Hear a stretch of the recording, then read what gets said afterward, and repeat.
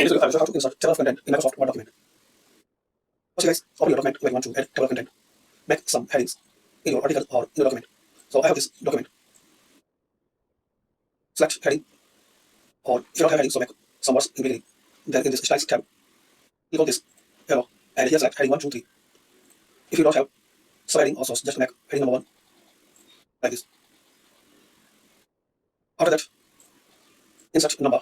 So click on insert and click on header and select any style for adding the numbers like this one. Now click anyway. So as you can see, we have numbers. Now move your cursor in start. Now make enter.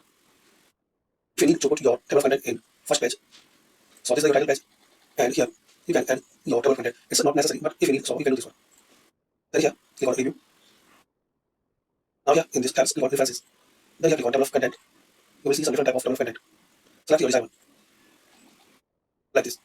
So this way you can insert table of content in Microsoft Word document. So thanks for watching. Share, like, and subscribe to this channel.